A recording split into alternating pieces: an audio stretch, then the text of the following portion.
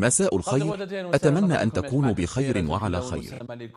ها نحن قد وصلنا إلى نقاشنا، وهذه المرة بعد أن بدأنا هذا التمرين مع زميلنا مصطفى توسا سنكمله مع زميل آخر. الجزائر والمغرب. الجزائر تتحدث مع المغرب، والمغرب سيحاول التحدث مع الجزائر، والجزائر ستحاول الاستماع للمغرب، والمغرب سيحاول الاستماع قليلا للجزائر. ما لم يستطع السياسيون والدبلوماسيون والمسؤولون فعله، نحن الصحفيون وأعضاء المجتمع المدني والمثقفون بين قوسين سنحاول فعله، وهو الحوار والنقاش في المواضيع التي تثير القلق، المواضيع التي زادت من حدة التوتر بين البلدين. إذن اليوم يسعدني ويشرفني أن استضيف في برنامجنا محمد كوماد، محللا سياسيا متخصصا في منطقة المغرب العربي والشرق الأوسط. سأسمح لنفسي بمخاطبتك بالصيغة أنت لتلطيف الأجواء قليلا يا محمد. إذن أنت مغربي فرنسي، تحمل جنسية مزدوجة، نشأت في المغرب وكذلك في فرنسا. تعرف الثقافتين جيدا، وأنت عضو في المجلس الوطني لحزب الجمهوريين، حزب اليمين الفرنسي، الحزب المعروف لبرونو روتيو، برونو روتيو المحبوب جدا في الجزائر. إذن شكرا جزيلا لقبولك دعوتنا. الجزائريون يعرفونك، اعتدوا رؤيتك في القنوات التلفزيونية الفرنسية حيث لديك موهبة في استفزازهم كثيرا. أتحدث عن مؤيدي النظام الجزائري، لديك موهبة في استفزازهم.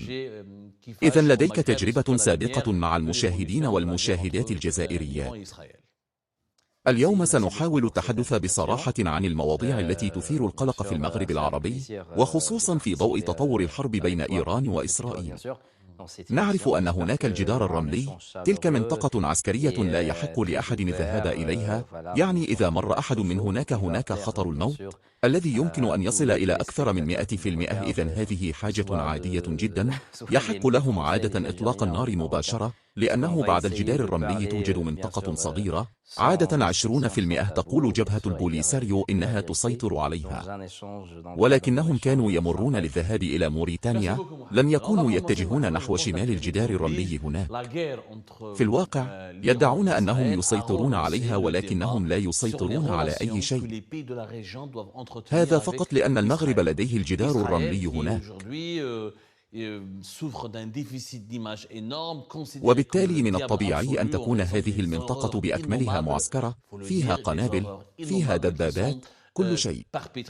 إذن لا يمكنهم الدخول، إذا دخلوا هناك خطر الموت ببساطة.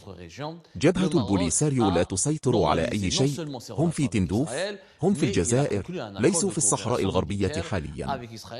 المنطقة معسكرة ومحكمة عسكريا من طرف المغرب، هو فقط أن المغاربة ليس لديهم الحق في دخولها لأنها منطقة عسكرية، يعني ليست 20% التي تسيطر عليها أطراف أخرى عسكريا، بل المغرب هو الذي يسيطر على هذه المنطقة فقط. السكان المدنيون المغاربة الذين ليس لهم علاقة بالعسكر ممنوع عليهم الدخول لأنها منطقة عسكرية. أعتقد أن الأحداث تفرض علينا.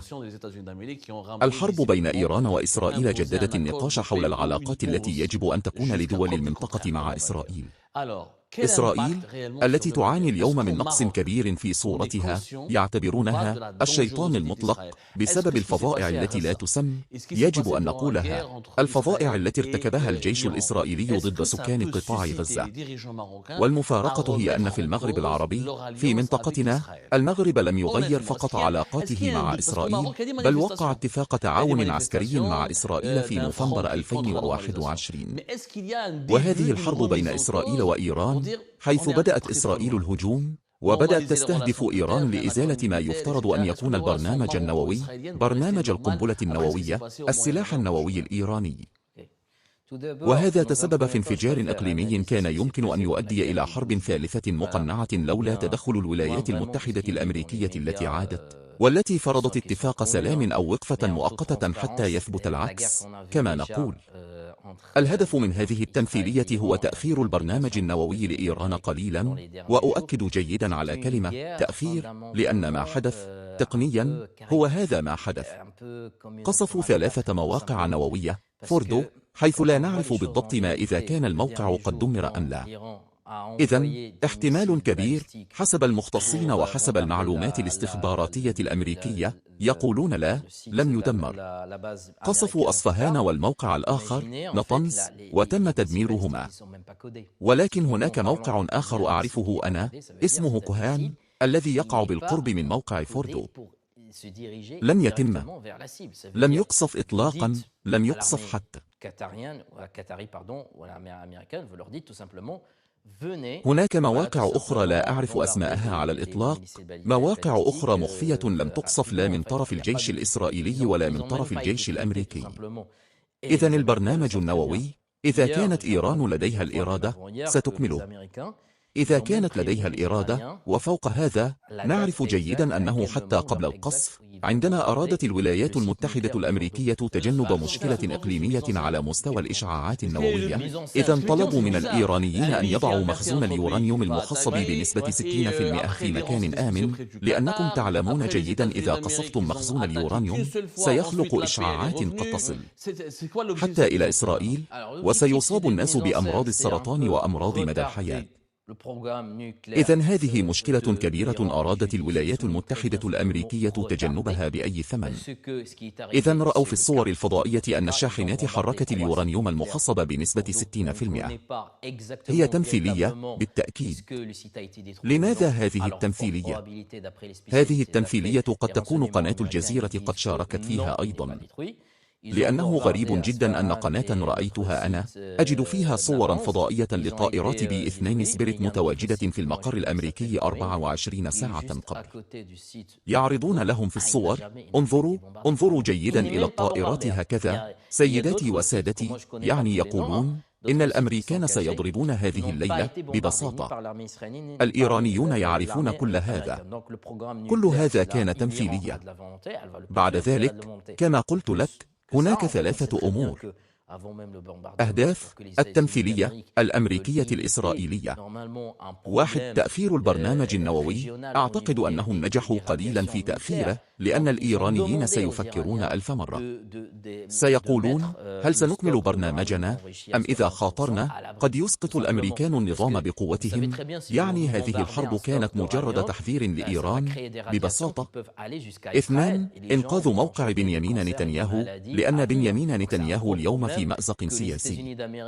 لم ينجح في تحرير الرهائن في غزة، لم ينجح في تدمير حماس، لأنه في نهاية المطاف بالرغم من كل شيء حماس هي التي تحكم. رأينا قبل يومين فقط نجحوا في قتل 7 جنود إسرائيليين. إذن حماس لا تزال قوية.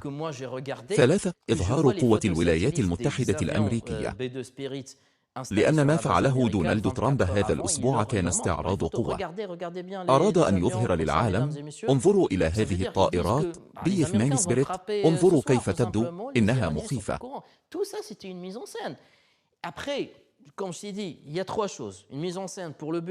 انظروا كيف فعلنا، لا يتم كشفنا بالرادارات، استعراض قوة لإرسال رسالة إلى الصين وروسيا. هناك أمران لإرسال رسالة إلى العالم كله، ليس فقط إلى الصين وروسيا، بل إلى العالم كله، أننا وحدنا، أن لدينا هذه القنابل، أننا وحدنا الذين لدينا هذا النوع، أننا وحدنا الذين لدينا هذا النوع من الطائرات، أننا أقوى دولة في العالم. لأن هذا قاله دونالد ترامب، قال إنه لا يوجد جيش في العالم يستطيع أن يفعل مثلنا. والأمر الثاني هو لكي تتمكن الشركات الأمريكية من بيع الأسلحة، لأنني متأكد أنه مع المنافسة الفرنسية مع طائرات داسو، طائرة رافال، حاليا الطائرة التي ستباع جيدا في السنوات القادمة هي F-35. إنها الطائرات الأمريكية. لوكهيد مارت، ليست الطائرات الفرنسية، ليست الطائرات التابعة للدول الأخرى، ليست الطائرات الصينية. لماذا؟ لأنه عندما ترى طائرة تثبت فعاليتها التقنية في معركة حقيقية ليست كعرض، ستثق بها. ستقول هذه الطائرة فعالة لأنهم استخدموها في هذه الحرب، كانت فعالة، إذن هي عملية ترويج لصناعة المجمع الصناعي العسكري للولايات المتحدة الأمريكية. ما هو التأثير على المغرب العربي، وخصوصا بين الجزائر والمغرب؟ هل سنتحدث عن هذا لأن المغرب زبون تاريخي للصناعة العسكرية الأمريكية، والجزائر زبون تاريخي للصناعة العسكرية الروسية. سنتحدث عن هذا التشكيل بعد قليل.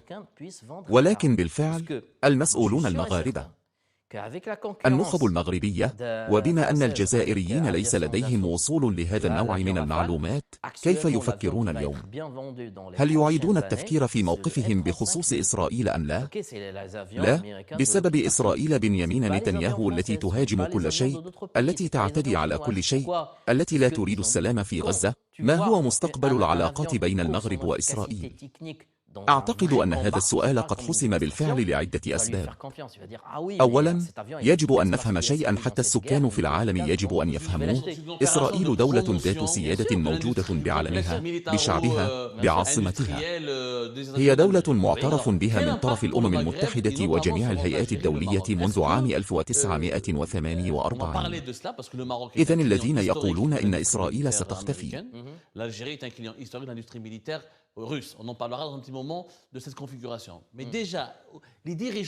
إسرائيل غير. يقولون النظام الصهيوني مثل هذه الأمور، أن هذه دولة غير موجودة حتى. هؤلاء أناس يحلمون، يعيشون في عالم آخر.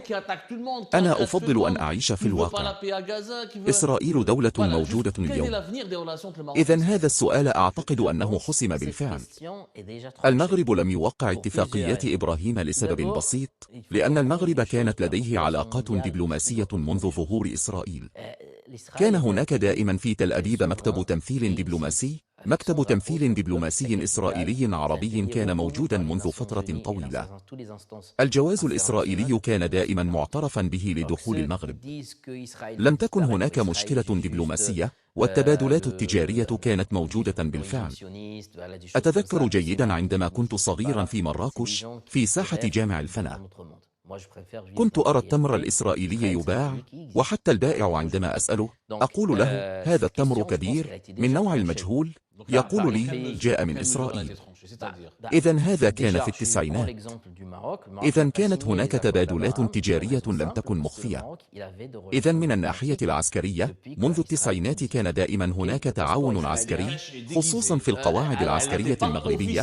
كان هناك نوع من التعاون في إطار التدريب لتدريب الجيش المغربي. لن يتم التخلي عن أي شيء. المغرب سيواصل في طريقه.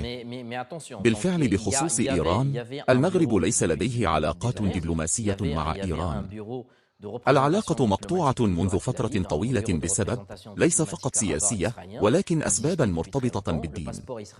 لأن كما تعلمون إيران دولة شيعية، ولكن ليس تشيعا عاديا، هو تشيع جعفري. نقول بالفرنسية الشيعة الاثنى عشرية، يعني الأئمة الاثنى عشر.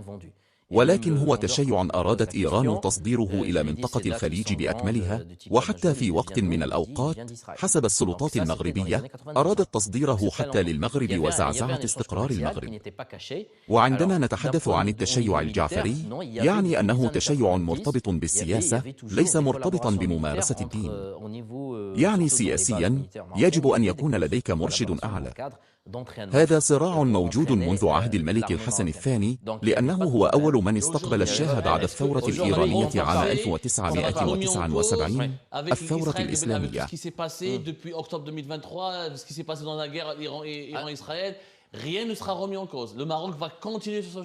إذن استقبل الشاه وعائلته بأكملها. كان دائما في صراع مباشر مع النظام الإيراني. كان دائما ينتقد النظام بخصوص المذهب، بخصوص الدين، التشيع، وكانت دائما هناك علاقات سيئة.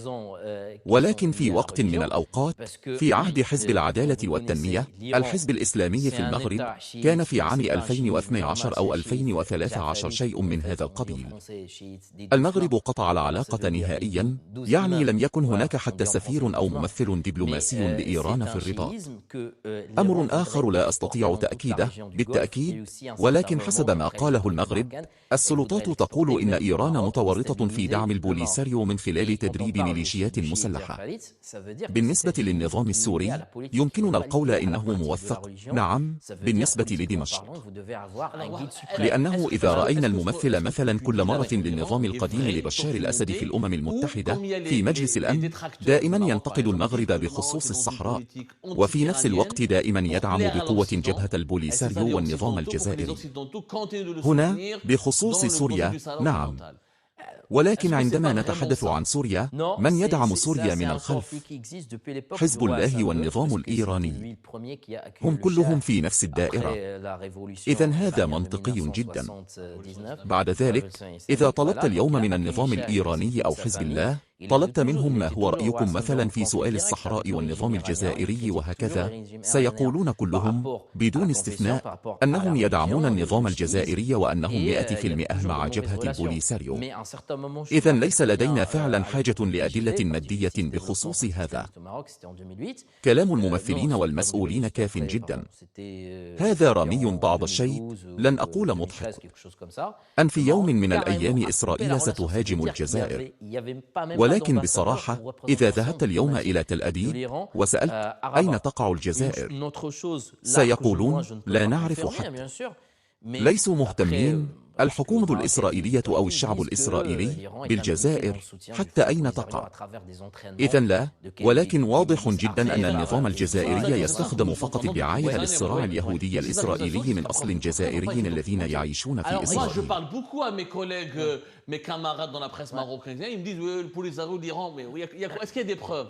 النظام الجزائري اليوم يستغل الصراع الإسرائيلي الفلسطيني كرأس مال تجاري. هو رأس مال تجاري ببساطة. يجلب في الحقيقة على مستوى الدعاية، يجلب أصواتا على مستوى الانتخابات. دائما خطابات: سنحرر فلسطين، سنفعل هذا لفلسطين، سنفعل هذا. إذن في الحقيقة، هل الجزائر أرسلت أسلحة؟ هل أرسلت مساعدات عسكرية أو حتى مساعدات إنسانية إلى قطاع غزة، إلى الفلسطينيين؟ بالتأكيد لا، لأنه لا يستطيع حتى أن يفعل ذلك. هذا خطاب ببساطة رأس مال تجاري. أعتقد أن إسرائيل ليست معادية للجزائر. ليست أنها ليست معادية، هي لا تأخذ الجزائر بعين الاعتبار إطلاقا. حتى داخل المغرب لديك الأحزاب الإسلامية مثل العدالة والتنمية، العدل والإحسان وغيرها. هذه الأحزاب التي هي شيوعية جدا وهكذا، التي تقول أي شيء ولكن في الحقيقة لا يوجد شيء. هذا استغلال هذه القضية كرأس مال تجاري. يمكنني أن أعطيك قائمة كبيرة حتى هنا في فرنسا، حتى فرنسا الأبية تفعل نفس الشيء. توجد دول في المنطقة تنتظر تنازلات ببساطة مثل سوريا. أعتقد أنهم يسيرون في الاتجاه الصحيح، ولكن ليس هذا هو الوقت المناسب لتطبيع العلاقات مع إسرائيل بسبب نتنياهو. ولكن أعتقد أنه إذا كان هناك تغيير داخل إسرائيل في السنوات القادمة، وإذا كانت هناك حكومة أقل يمينية وأكثر وسطية وأكثر انفتاحا على المفاوضات، وتضع حدا للحرب في قطاع غزة، أعتقد أن سوريا قد تكون أول مرشح لتطبيع علاقاتها مع إسرائيل وإيجاد حل موثوق ودائم لهضبة الجولان. إذن وهذا بالفعل. أنا أشجع سوريا على فعل ذلك لأنه لا يوجد شيء. لماذا تعتقد أن هذا السيناريو ممكن بالنسبة لك؟ هل تستطيع سوريا الحالية أن تقدم تنازلا مثل تطبيع علاقاتها مع إسرائيل لاستعادة الجولان؟ بالتأكيد. ولكن هل سيعطي الإسرائيليون الجولان؟ لا، ولكن سيكون. لا، ولكن ما قلته هو أنه يجب أن تكون هناك تنازلات من الجانبين، ليس مع نتنياهو، ولكن ربما مع حكومة قادمة تكون أكثر انفتاحا على المفاوضات وتحاول إيجاد حل دائم كما فعلوا مع الأردن ومع مصر. نعم، مع مصر ومع السلطة الفلسطينية. اليوم لديهم علاقات ممتازة حتى مع إسرائيل.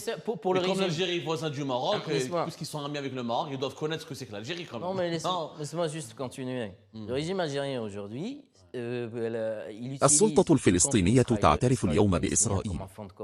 إذن هناك بعد دول اتفاقيات أبراهام حتى تلك التي لم تتورط في الحرب قط فعلت ذلك. إذن سوريا في وقت من الأوقات ستفعل ذلك. بعد ذلك لنأخذ مثال أحمد شاه، وهو شخص تم إعداده منذ فترة طويلة، وهو شخص تم التصديق عليه من قبل الاستخبارات الأمريكية ومن قبل تركيا ومن قبل قطر. ما تقوله مهم جدا، ولكن في المغرب العربي بالتحديد مجرد توضيح: هل كان المغرب بحاجة إلى اتفاق عسكري مع إسرائيل؟ تطبيع هذه العلاقات نعم، ولكن هل كان بحاجة؟ وهل المعلومات التي تقول إن الإسرائيليين يجهزون قواعد لطائرات بدون طيار من المغرب وتدريبات عسكرية مشتركة ونقل تكنولوجيا، كل هذا ما الهدف منه؟ تقول لي إن الجزائر ليست مستهدفة، إسرائيل لن تهاجمها أبدا، إسرائيل لا تأخذ الجزائر في اعتبارها. هذا على المستوى التقني العسكري، الجزائر بعيدة بالفعل عن إسرائيل ولا تشكل تهديدا محتملا على المستوى التقني العسكري، ولكن ليس على المستوى السياسي والدبلوماسي. إذن لماذا المغرب؟ هل هناك سباق نحو التسلح والتقارب العسكري مع إسرائيل؟ ما هو الهدف الحقيقي؟ سأخبرك. في عام 2020 بالفعل ما دفع المغرب لتطبيع علاقاته مع إسرائيل أولا هو الاعتراف بالسيادة الأمريكية في إقليم الصحراء الغربية. هذا هو. لو لم يكن هذا الاتفاق لكان من الطبيعي ألا يطبع المغرب علاقاته مع إسرائيل. ولكن ما دفع المغرب لتطبيع علاقاته مع إسرائيل هي الجزائر. هي الجزائر نفسها. كيف يعني؟ يعني الجزائر نفسها. تعجبني يا عزيزي محمد. الجزائر تأسف وتدنب كما هو الحال في الجزائر نعم، ولكن ليست سياستها المعادية للمغرب. هذا ما هو موجود بسبب عدوانيتها تجاه المغرب. هذا ما تقصده، أليس كذلك؟ تدعم. هي في الحقيقة هي الدعم الوحيد بالفعل على المستوى العالمي لجبهة البوليساريو. هي دولة جارة فقط وأرادت. من الطبيعي أن نقول شيئا آخر، ليست كلمة تدمير، ولكنها بالفعل تتمنى الشر لجارتها. لأنه عندما تقول إن، هل هذا صحيح؟ بالتأكيد. ولكن يا محمد، هل الجزائر تتمنى الشر للمغرب؟ وهل هذه الملاحظة أو هذا الحكم ليس مبالغا فيه؟ Après, la Tunisie, c'est un cas particulier. Franchement, ils sont tombés dans la dictature. C'est malheureux pour eux. Et il y a l'Algérie. Et après, il y a des سأعطيك pays qui الدليل. sont dans la région qui شغل القناة الوطنية فقط نشرة أخبار الثامنة في الجزائر للمشهد الجزائري. كيف يصفون المغرب؟ يقولون الدولة المحتلة، المستعمر. ببساطة، عندما تسمي جارك هكذا تناديه المحتل، المستعمر، دولة المخزن، الإرهاب، الأخبار الكاذبة، وهكذا. ولكن اسمح لي، هل هذا جار؟ هل هذا أخ؟ قد تكون لدينا مشاكل بالتأكيد، حتى إسرائيل والسلطة الفلسطينية لديهم مشاكل، ولكنهم لا يسبون بعضهم البعض. أرى كل مرة بنيامين نتنياهو ومحمود عباس حتى في عهد ياسر عرفات لم يكونوا يسبون بعضهم البعض. هذا هو. ولكن هنا في القناة التلفزيونية الوطنية الجزائرية هناك سب يومي، أليس كذلك؟ إذن بالتأكيد هو جار بصراحة واضح أنه يريد الشر فقط. ولكن هل المغاربة الذين يقولون لك ولكن وسائل الإعلام المغربية هي الأخرى ليست حنونة مع الجزائر؟ الصباح 360.me وهكذا، الكاريكاتيرات ضد المسؤولين الجزائريين، كل هذا. أليس هناك حملة معادية للجزائر في المغرب؟ هذا قليل. هناك تبادل للعداوة، ومع ذلك إذن هناك شيئان على مستوى شبكات التواصل الاجتماعي. بما أن الدولة لا تتحكم فيها، نعم، أؤكد هذا موجود في الجانبين، نعم. ولكن على مستوى التلفزيون الوطني الذي هو خدمة عمومية، بصراحة لم أرى قط سبا مباشرا. قد تكون هناك انتقادات، نعم، انتقادات تجاه من يدعمون جبهة البوليساريو وغيرها، ولكن سبا من هذا النوع خلق أخبار كاذبة، هذا نراه فقط في شبكات التواصل الاجتماعي. هذا هو. بعد ذلك بخصوص المغرب أقولها لك بصراحة، ليست دولة فيها حرية تعبير مثل أوروبا، أو مثلا صحفيين لديهم حرية قول ما يريدون.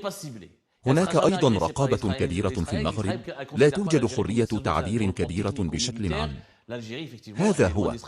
بعد ذلك بخصوص الموضوع بين المغرب والجزائر، لا أستطيع بالفعل المقارنة بينهما. الجزائر هم في عالم آخر بخصوص هذا، إذن هناك فرق بينهما. ومع ذلك ولكن لنعد إلى موضوع إسرائيل الذي بالتحديد. إذن أريد أن أقتبس لك بعض المقاطع يا محمد، أريد أن أقتبس لك بعض المقاطع وتعلق عليها. قلت لنا سابقا أن بالنسبة لإسرائيل الجزائر ليست تهديدا، هي شبه منعدمة، لا تولي أي اهتمام للجزائر.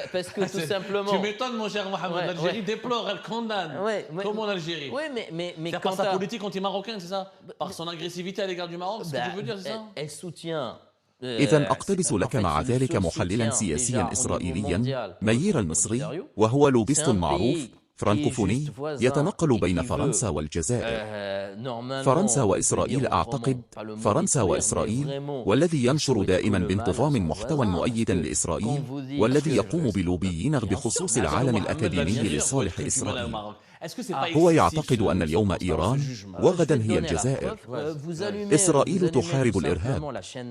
أول تصريح للوبيست إسرائيلي لأكاديمي إسرائيلي، ومع ذلك الذي يدرس في إسرائيل في فرنسا، والذي يتابعه الكثيرون في شبكات التواصل الاجتماعي. تصريح آخر في عام 2020، وزير الخارجية الإسرائيلي آنذاك غابي أشكنازي ذكر اهتماما بفتح قنوات غير رسمية مع الجزائر بالتوازي مع التطبيع مع الإمارات والبحرين. إذا كانت إسرائيل غير مهتمة بالجزائر لهذه الدرجة، لماذا سيصدر تصريحا من أجل علاقات على الأقل أو مناقشات غير رسمية على الأقل؟ تصريح آخر، مقالات في هآرتس في عام 2012 تشير إلى أن إسرائيل كانت ترى الجزائر كتهديد وجودي يمكن مقارنته بإيران وسوريا. أقتبس من هآرتس 2012. ومؤخرا الجزائر ومع ذلك ناشطة في مجلس الأمن التابع للأمم المتحدة للمطالبة بوقف فوري لإطلاق النار وإدانة جرائم الجيش الإسرائيلي في غزة. هل فعلا الجزائر لا تقلق إسرائيل؟ وهل الجزائر لا يجب أن تخاف منطقيا وبشكل واضح أن في لحظة ما هذه السياسة المعادية لإسرائيل قد تدفع الإسرائيليين للقيام بأعمال عدائية ضدها؟ ولكن سأسألك سؤالا بخصوص ذلك الذي هو مقتطفات أي شخص يستطيع أن يكتبها. نعم، ولكن أنا أتحدث عن الواقع التقني. كيف يمكن للجزائر اليوم أن تهدد إسرائيل؟ كيف؟ بأي وسيلة؟ بتغريدة، برسالة كهذه عبر الدعاية في التلفزيون، بعد ذلك عبر مظاهرة نحرق فيها العلم الإسرائيلي أمام البرلمان. نعم، هذا هو ما يمكنهم فعله عادة. ببساطة في الواقع التهديد تقنيا غير موجود. عندما نتحدث عن إيران، لا، إيران تحضر القنبلة النووية. إيران يقولون إننا سندمر إسرائيل نهائيا. إسرائيل لن تبقى حتى على الخريطة، في حين أن الجزائر ومع ذلك تقول إنهم موافقون على حل الدولتين وهكذا.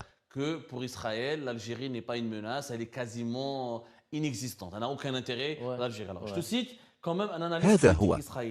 إذن لا يمكننا المقارنة بينهما. إذن هنا يجب أن نكون موثوقين بالفعل، وأن نعود إلى الواقع، لأن الدعاية من الجانب الإسرائيلي موجودة. لأنني أعرف أن هناك حتى لوبيين من طرف دول الخليج، ومن طرف المغرب أيضا، ومن طرف الولايات المتحدة الأمريكية، وحتى من طرف فرنسا التي تحاول عادة استخدام بعض الأشخاص هؤلاء الموجودين في إسرائيل ليقولوا هذا هو الهدف القادم سيكون النظام الجزائري.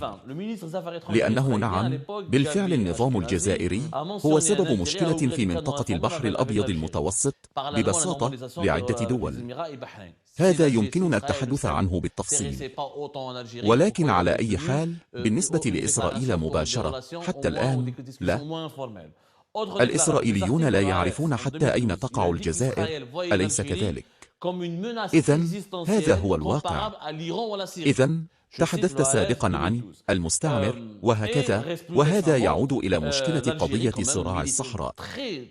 نعم، هل هذا الصراع لا يمكن أن يتدهور في ضوء تطورات هذا العالم المضطرب الذي نعيش فيه؟ هل سيبقى في الوضع الراهن؟ أم هل يمكن أن يتدهور أكثر بما أن الحرب في كل مكان؟ الأسلحة تتحدث في كل مكان وهكذا. بعد حرب أوكرانيا كان لدينا غزة، كان بعد ذلك صراع إسرائيل-إيران. هل يمكن أن يحدث انفجار في المغرب العربي، في الصحراء؟ هنا في المستقبل القريب؟ لا، لعدة أسباب.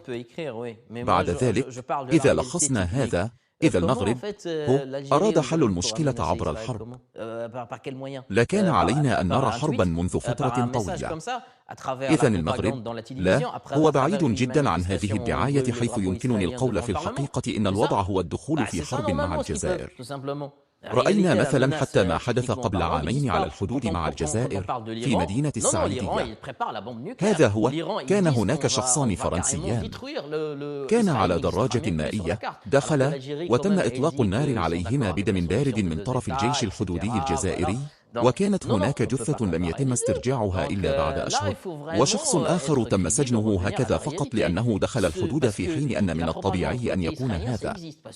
إذا كانت دولة أخرى لكان عليها حتى أن تعلن الحرب ضد الجزائر.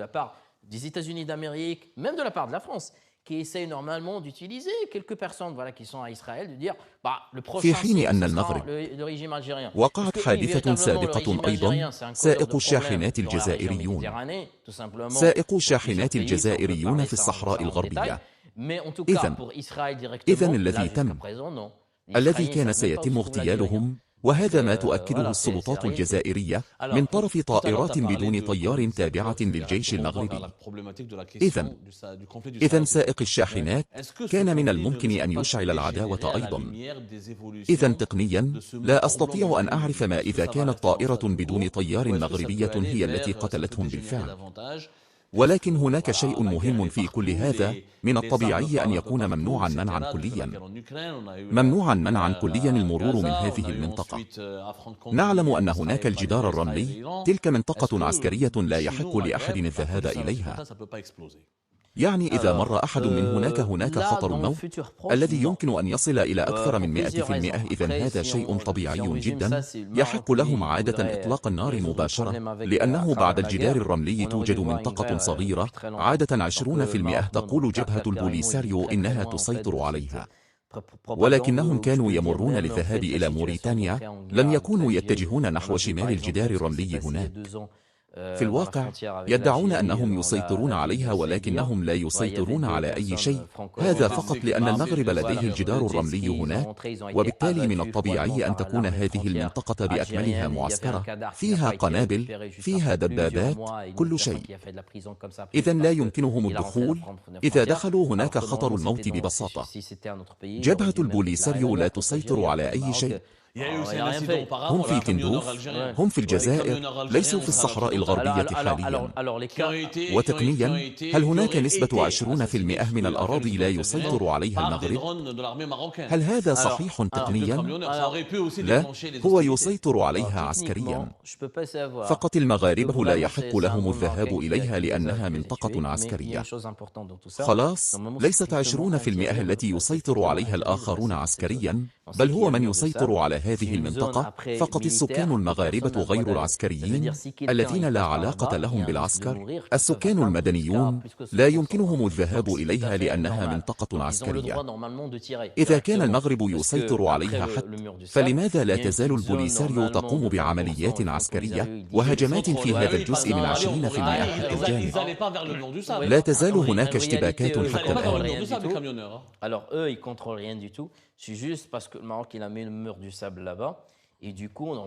وفقا لبيانات البوليساريو على الأقل تقول إن هناك اشتباكات لا تزال قائمة، أو منذ عام 2020 وقف إطلاق النار قد سقط. إذن لا تزال هناك اشتباكات، ولكن من الجانبين. نعم، من الجانبين. يعني أن الأراضي لم يتم السيطرة عليها بالكامل بعد. لا، هي مسيطرة فقط إذا كان هناك تهديد يتم تدمير هذا التهديد بالكامل من قبل الجيش المغربي، وهذا من حقه أن يدافع عن نفسه. إذن إلى أين سيصل هذا الصراع؟ هل في يوم من الأيام، في رأيك يا محمد، لن تكون هناك مواجهة بين الجزائر والمغرب؟ ليست متوقعة. يمكن أن تحدث في حالة واحدة إذا مر النظام الجزائري مثلا ووصل إلى نقطة حيث سيسقط، فقد يستخدم هذا كآخر ورقة لمحاولة استفزاز المغرب لدفعه إلى حرب. ولكن حاليا ما دام المغرب لا يريد ذلك على الإطلاق، كما ذكرت لك مثال قضية الدراجات المائية مثلا، جميع المغاربة كانوا ينتظرون أن يرد المغرب ردا، أن يفعل شيئا، ولكن في الواقع لم يفعل شيئا على الإطلاق. يعني هذا حتى من الناحية الدبلوماسية ما يبدو لي غريبا هو الدبلوماسية المغربية، فهم أقوياء جدا مع أوروبا، مع فرنسا، الولايات المتحدة، مع جميع دول العالم تقريبا. تصريحات ممثل المغرب في الجمعية العامة للأمم المتحدة في نيويورك، عمر هلال، هل هذا هو ما هو موجود؟ إنه ليس وديا جدا تجاه الجزائر. اسمح لي، هجمات عمر هلال على الجزائر، استقلال القبائل وهكذا. ومع ذلك لا، ولكن أنا لا أتحدث عن الكلمات، أنا أتحدث عن العلاقات الدبلوماسية، أنا أتحدث عن مستوى الأفعال. ما فعله المغرب مع فرنسا خلال الأزمة الدبلوماسية بين المغرب وفرنسا، كان المغرب فعالا جدا على مستوى الاستخبارات، على مستوى تمثيله الدبلوماسي. في الأخير استطاع إقناع فرنسا بالاعتراف بالسيادة المغربية على الصحراء الغربية.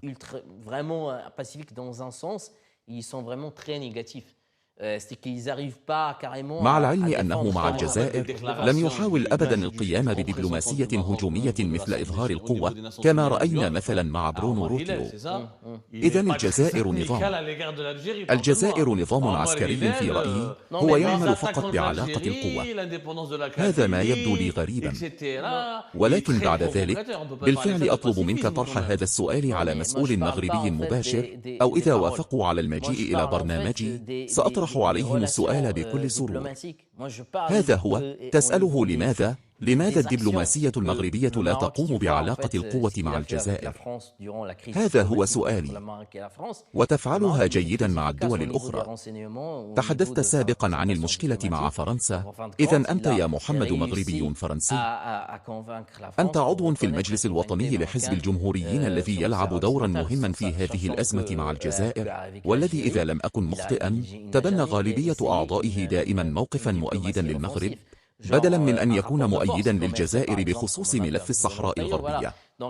الآن فرنسا اعترفت بها السيادة المغربية على الصحراء الغربية، ولكن زيارات الوفود الحكومية الفرنسية للصحراء الغربية توقفت منذ اللحظة التي كانت فيها بداية مصالحة مع الجزائر في آخر شهر مارس 2025.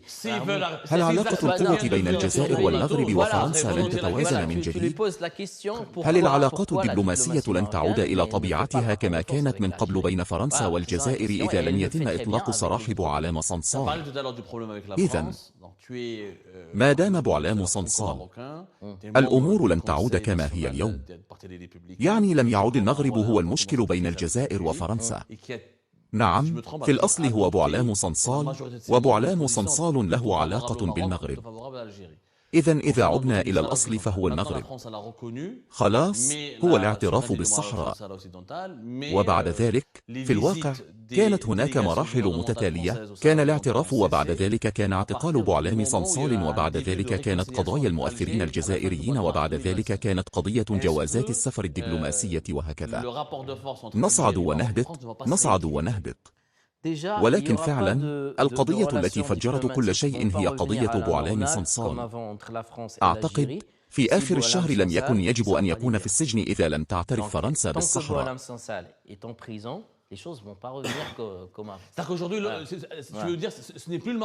إذا تعتقد أنه لو لم يكن اعتراف المغرب بالسيادة المغربية على الصحراء الغربية لما كان بوعلام صنصال في السجن؟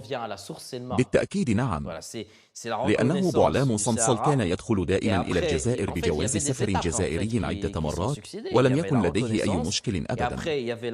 آخر مرة هناك في الواقع هو حيث كان قد حوكم على أفعال خطيرة جدا تمس سيادة الجزائر. بطبيعة الحال هذه أمور مختلقة، لأنني حتى أنا سمعت في راديو أورتيال بالأمس الأسئلة التي طرحت عليه أمام المحكمة كانت مجرد هراء. إذن وبطبيعة الحال هو كبش فداء ببساطة، هو مثل رهينة يمكن للجزائر استخدامها ببساطة للتفاوض. يتبين بالمناسبة أن برونو روتيو رئيس حزب الجمهوريين صديق حميم لبوعلام صنصال، يقولها حتى أنه وقع على كتاب لتحرير بوعلام صنصال يقول إنه صديقه. بالمناسبة بوعلام صنصال عند عودته من الجزائر كان عليه أن يتعشى ويلتقي برونو روتيو، وهذه العلاقة بين بوعلام صنصال وروتيو وهكذا تثير الجدل في الجزائر. برونو روتيو تعرفه؟ هل هو معاد للجزائر؟ هل هو جزائر فوبي كما تقول الصحافة؟ هل هو معاد للجزائرية كما يتهمه بعض القادة؟ هل يكره الجزائر حقا؟ هل هو جزائر فوبي أم يدافع فقط عن مصالح بلاده؟ أم يستغل الصراع السياسي بين الجزائر والمغرب والجزائر وفرنسا لكسب أصوات الناخبين اليمينيين والاستعداد للانتخابات الرئاسية لعام 2027؟ ما هي الحقيقة بصراحة؟ أنت من الجمهوريين.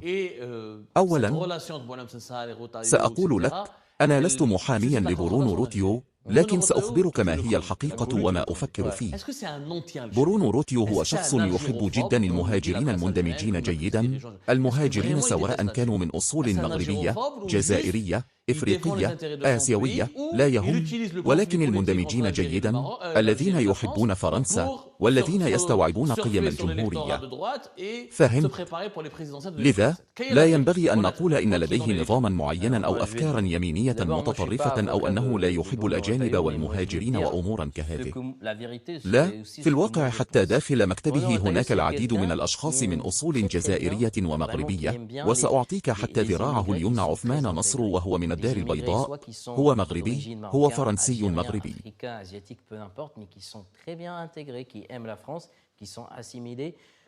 بالعكس ما يعتبرونه مغرب فوبيا وجزائر فوبيا. هل هو حقا مغرب فوبي وجزائر فوبي؟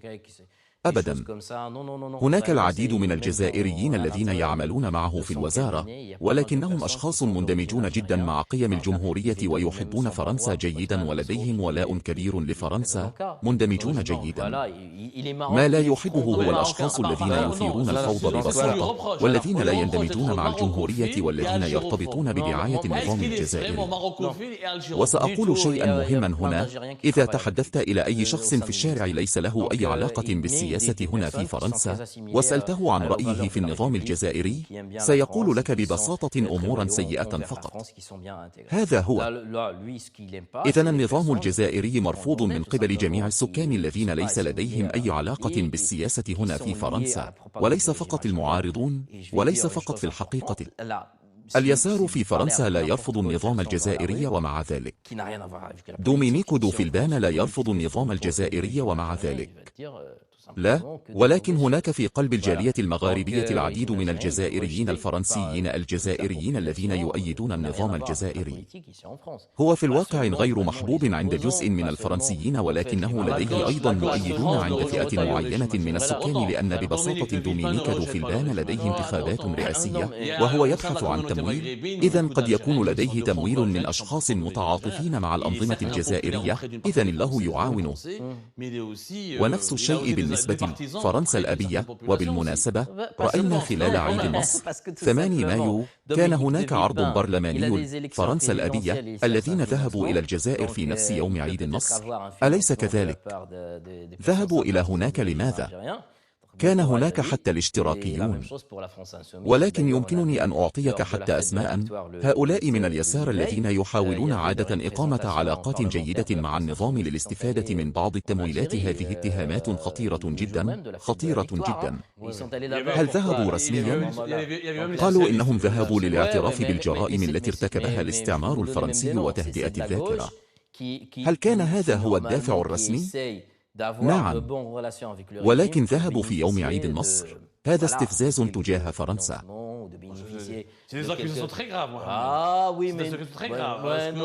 لأنه ومع ذلك أذكر أن هؤلاء النواب هم نواب في الجمعية الوطنية الفرنسية، إذن هم هناك منتخبون من قبل الشعب الفرنسي للدفاع عن مصالح فرنسا وليس مصالح دولة أخرى. ولكن هل مصالح فرنسا لن تكون في علاقات أفضل، علاقات أكثر ودية وأكثر سلاما مع الجزائر؟ أتمنى ذلك كثيرا. لا توجد أي مشكل. أنا الأول أتمنى أن تكون هناك علاقات جيدة بين فرنسا والجزائر. لا توجد أي مشكل، لأن برونو روتيو يريد هذا أيضا، بالتأكيد يريد. ولكن المشكلة لديكم بعلام صنصال الذي هذا الأسبوع يطلب المدعي العام في محكمة الاستئناف 10 سنوات سجنا له. من الواضح أننا لن نخرج من هذا. نعم، إذا كان مجرما لا مشكل، لكنه رجل بريء. ماذا قال بالفعل في وسائل الإعلام؟ الحدود تعرفونها، الإعلام الحدودي بالتأكيد. ماذا قال؟ هل رأيتم الفيديو الخاص به؟ قال ببساطة: لا أحد يستحق مهما قال، المهم هو لا أحد يمكن أن يذهب إلى السجن بسبب رأي سواء في الجزائر أو في المغرب.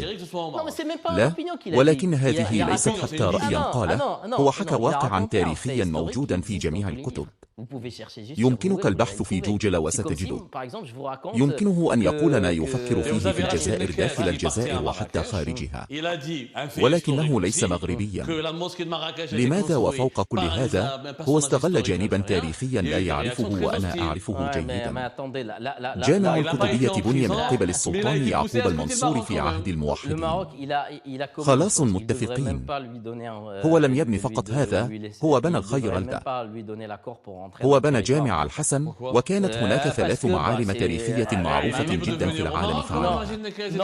وجد يعقوب المنصور هو عبد المؤمن، هو من بنى المنارة، هو مؤسس الموحدين.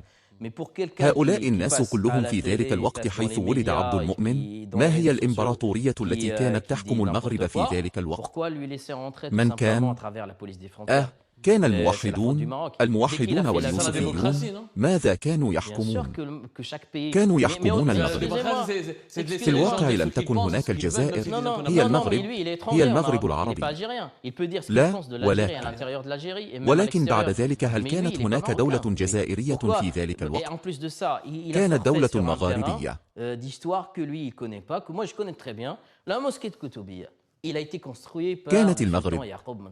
كانت مغربا آخر لا نعرفه اليوم. هو مغرب بلا حدود، ولكن هو كانت دولة ليست فعلا السلالة. دعنا نقول فقط لأنها موجودة منذ القرن ال17، ولكن كانت الإمبراطورية المرابطية وهم مغاربة ببساطة. إذن هم ولدوا في العصر المرابطي. هناك جزائريون، هناك موريتانيون، هناك حتى من جاء من إفريقيا جنوب الصحراء، ولكنهم جميعا لم يكونوا المغرب. لا هي ملف واحد، هي إمبراطورية واحدة بمؤسسات، بسلطان، بحكومة، بالولاء. أقترح أن نقوم بحلقة خاصة عن التاريخ لأننا دخلنا هنا في التاريخ. جميع سلاطين الموحدين مدفونون في المغرب. إذا كان هذا هو الحال، فلماذا ليسوا مدفونين في الجزائر كلهم؟ هم كلهم في المغرب هناك. ولكن إذا طرحتم السؤال أخيرا، كونوا فعلا موثوقين. إذا طرحتم السؤال حتى على إسباني، ستذهبون إلى إشبيليا، ستجدون الراية الموحدية هناك في المدينة القديمة لإشبيليا بجانب الخيرلدة، برج الذهب وهكذا. وطرحوا السؤال على أي شخص سيقول هم مغاربة، لن يقول الجزائر، سيقول المغاربة. والدليل الضريح الذي دفن فيه ملوك الموحدين حاليا هو في الرباط في جامع الحسن الذي بني من قبل الموحدين من قبله، هو الذي بنى أيضا. بنى وفي الجزائر أيضا، بنى أيضا لأنه كان ينتمي إلى ذلك كله. في موضوع التاريخ أفضل أن أقوم بحلقة خاصة لأن هناك الكثير من التوتر بين البلدين بخصوص هل الكسكس جزائري أم مغربي؟ هل القفطان جزائري أم مغربي؟ في حين أنه إذا قرأنا التاريخ كان هو المغرب. المغرب كانت هناك مغرب كان موجودا، كانت هناك سلالات حاولت توحيد المغرب، هذا كان موجودا، لم تكن الجزائر، ولكن هذه حلقة منفصلة، ولكن أصولهم من قبيلة مغربية، هذا سنتحدث عنه لاحقا. سنقوم بحلقة منفصلة عن التاريخ، عن الحقائق والأكاذيب في التاريخ. ولكن لكي نعود إلى الأخبار الجارية الآن بين فرنسا والجزائر، المشكل هل المغرب لن يوقف المصالحة؟ وهل برونو روتيو إذا ترشح مثلا في الانتخابات الرئاسية وإذا أصبح رئيس الجمهورية في 2027 هل سيتصرف بطريقة عادلة تجاه الجزائر وتجاه المغرب؟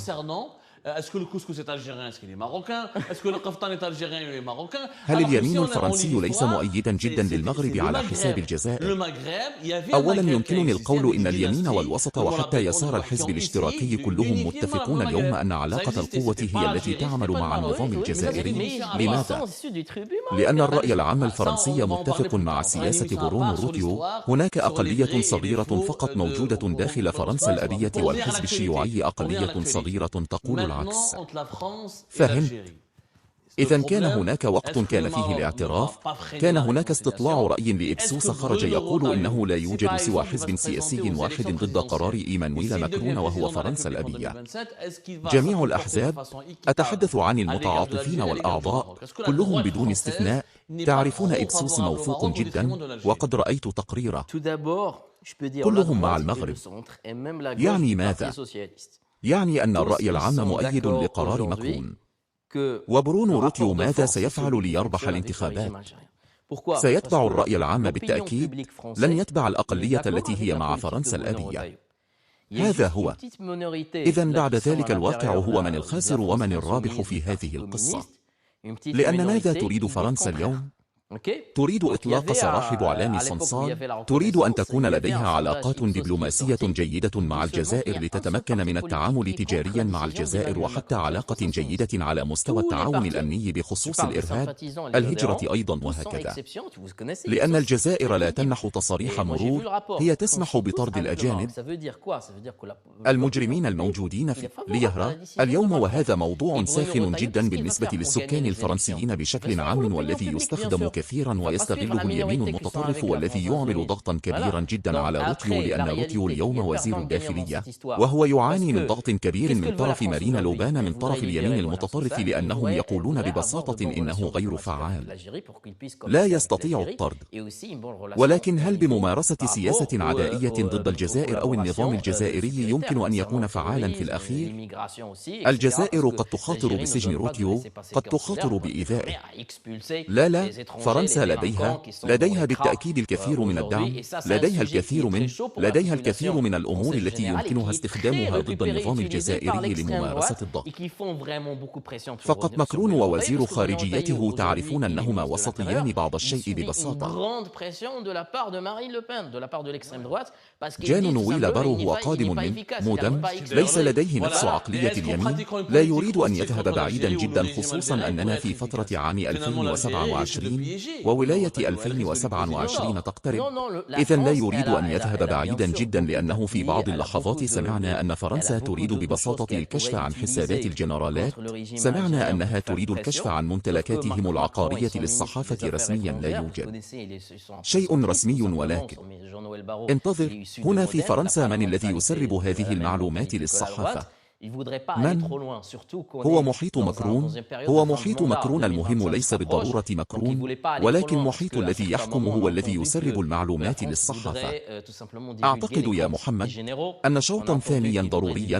النقاش كان ممتعا للغاية لدرجة أننا للأسف استنفذنا الوقت المخصص. لقد تجاوزنا الساعة تقريبا. أعتقد أننا سنحدد لك موعدا لشوط ثاني للحديث عن 2027 في فرنسا، عن التاريخ، عن إشكاليات التاريخ وهكذا، وكيف يمكننا المصالحة بين الجزائر والمغرب دون أن يضطر كل بلد من البلدين لتقديم تنازلات كثيرة فيما يتعلق بكرامته وسيادته الوطنية. شكرا جزيلا يا محمد لقبولك هذا الشوط الأول. هل تقبل الشوط الثاني؟ هل تقسم أنك لن تهرب؟ هل ستعود؟